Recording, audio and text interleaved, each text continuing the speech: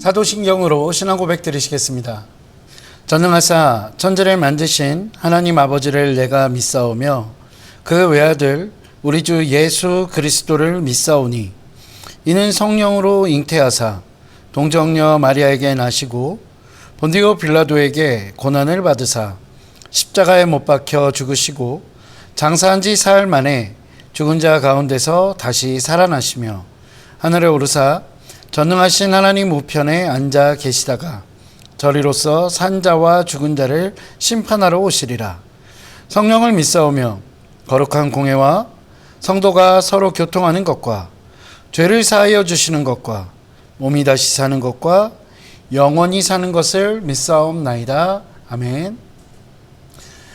함께 은혜 나누실 말씀은 사도행전 14장 8절부터 10절까지의 말씀입니다. 사도행전 14장 8절부터 10절까지의 말씀입니다. 제가 가지고 있는 신약성경 211면에 있습니다. 신약성경 211면입니다. 사도행전 14장 8절부터 10절까지의 말씀입니다. 루스드라에 발을 쓰지 못하는 한 사람이 앉아 있는데 나면서 걷지 못하게 되어 걸어본 적이 없는 자라. 바울이 말하는 것을 듣거늘 바울이 주목하여 구원받을 만한 믿음이 그에게 있는 것을 보고 큰 소리로 이르되 내 발로 바로 일어서라 하니 그 사람이 일어나 걷는지라. 아멘. 할렐루야. 오늘도 여러분들의 삶 가운데 하나님께서 베푸시는 놀라운 은혜가 가득 넘치시기를 주님의 이름으로 축원합니다. 루스드라에서 바울은 비시디아 안디옥이나 이고니온에서와는 달리 회당에서 복음을 전하지 않습니다. 회당 대신 넓은 광장에서 복음을 전하게 됩니다. 그리고 그 광장에 있었던 한 사람, 태어나서부터 한 번도 걸어본 적이 없는 한 사람이 그 광장에 있었습니다. 그리고 그는 바울의 이야기, 바울의 설교를 듣게 됩니다. 바울이 했던 그 이야기, 그 설교는 무엇일까요? 우리가 이미 미루어 짐작하는 것과 같이, 그리고 여지껏 바울이 해왔던 이야기들을 통해서 그가 했을 만한 이야기를 우리는 짐작할 수 있습니다. 그것은 바로 예수 그리스도에 대한 이야기입니다. 그 이야기를 듣고 있었던 많은 사람들, 그 사람들 중에 바울은 한 사람을 주목하게 됩니다. 그 한 사람은 방금 전에 말씀드렸던 태어나서 한 번도 걸어본 적이 없는 그 사람입니다. 그리고 바울은 그를 바라보며 그에게서 구원받을 만한 믿음을 찾게 됩니다. 그리고 그 구원받을 만한 믿음을 가지고 있었던 한 번도 태어나서 걸어본 적 없는 그 사람은 그가 일어나 걷고 놀라운 일을 많은 사람들 앞에 행하게 되는 것입니다. 한 번도 걷지 못했던 사람이 걷게 된 이 사건, 이 사건을 통해서 주목할 만한 내용들, 그리고 우리가 생각해 봐야 할 내용들이 굉장히 많이 있습니다. 평생 일어나 보지도 못했던 사람이 바울이 일어서라는 말 한마디에 일어난 것도 그렇고, 발을 쓰지 못하던 사람이 예수님을 만난 적도 본 적도 없지만 그저 복음을 들었다는 그 사실에 믿음이 생겨났다라는 것도 우리는 깊이 생각해 봐야 할 내용일 것입니다. 그런데 저는 오늘 그 중에서도 한 사람을 주목하고 그에게서 구원받을 만한 믿음이 있다는 것을 보는 시각의 소유자 바울을 통해서 하나님의 은혜를, 말씀의 은혜를 나누고 싶습니다. 오늘 본문에서 바울은 루스드라에 처음 들어갔습니다. 그곳에서 그가 주목한 사람이 힘없는, 아주 평생 발을 쓰지 못한 그런 사람이었습니다.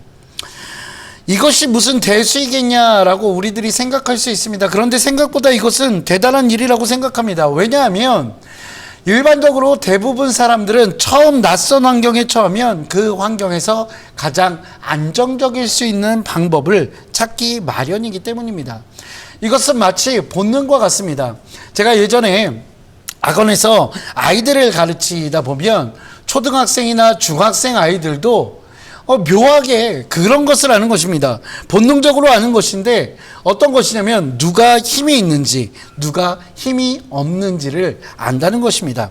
예를 들면 자기들이 어떤 선생님의 말을 잘 들어야 자기들의 학원 생활이 편하고 어떤 선생님의 말은 듣지 않아도 되는지 그것을 기가 막히게 안다는 것입니다.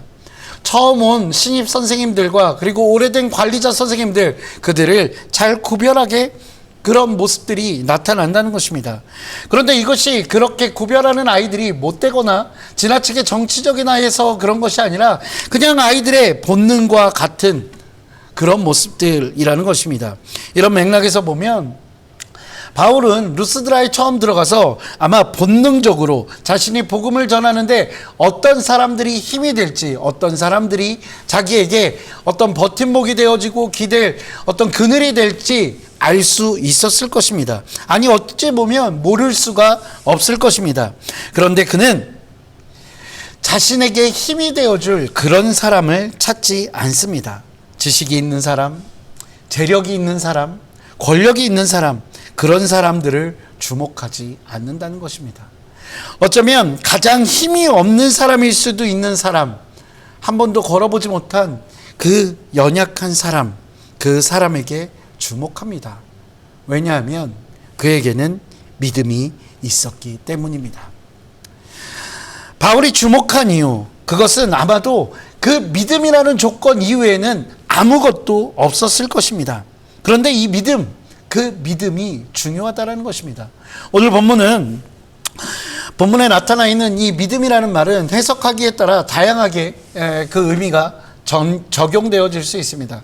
가장 간편하게 생각할 수 있는 것은 9절에 등장하는 구원받을 만한 믿음, 그 구원이 어떻게 보면 그 사람의 병 낫기를 원하는 것, 병으로부터의 구원을 원하는 믿음일 수도 있습니다. 또 사도 바울의 그 많은 메시지를 들었기 때문에 구원자이신 예수님에 대한 믿음, 죄의 용서 등과 관련되어서 영원한 생명을 우리에게 주시는 그 구원의 의미를 가질 수도 있습니다. 그 구원을 우리에게 주는 믿음, 그 믿음일 수도 있다는 것입니다.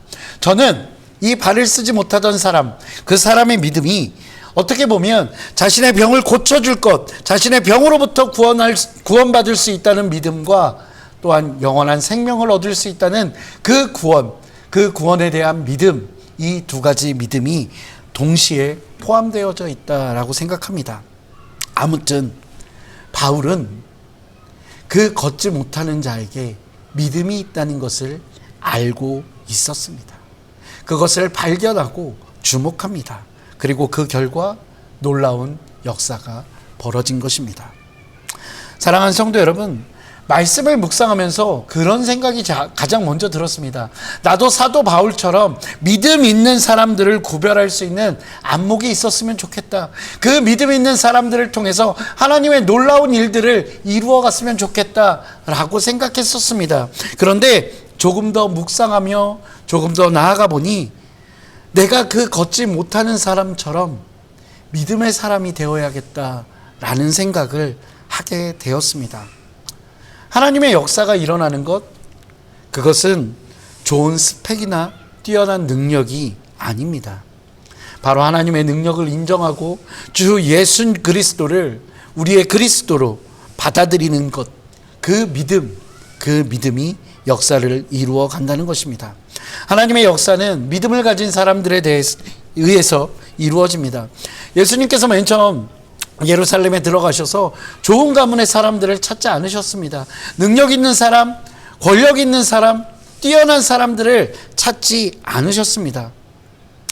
예수님께서 찾아간 사람들은 대부분 외적으로 볼 때 별 볼 일 없는 사람들이었습니다. 예수님께서 찾아갔던 사람들, 그 별 볼 일 없는 사람들, 그러나 그 사람들에게는 예수님이 보시기에 믿음이 있는 사람이었습니다. 예수님의 제자들이 그랬습니다. 예수님께서 그들의 믿음과 함께 일하셨고 그렇기에 그들에 의해 교회는 세워졌고 지금 우리가 있을 수 있는 것입니다. 그리고 그 예수님께서 그 제자들만 찾아가신 것이 아니라 오늘 저와 여러분을 찾아와 주셨습니다. 어찌 보면 아무 보잘것없는 우리들입니다. 그럼에도 불구하고 주님은 우리를 찾아와 주셨습니다. 주님 앞에 그 어떤 것도 내세울 수 없는 그런 존재이지만 주님께서 우리를 찾아와 주셨고 불러 주셨기에 우리는 지금 이 자리에 있을 수 있는 것입니다. 사랑하는 성도 여러분, 그 부르심에 응답하여서 믿음의 사람답게 살아가는 저와 여러분 되시기를 주님의 이름으로 축원드립니다. 기도하시겠습니다. 사랑과 은혜가 풍성하신 아버지 하나님, 주님 감사합니다. 하나님, 우리는 정말로 보잘것없는 사람임을 주님 앞에 고백합니다.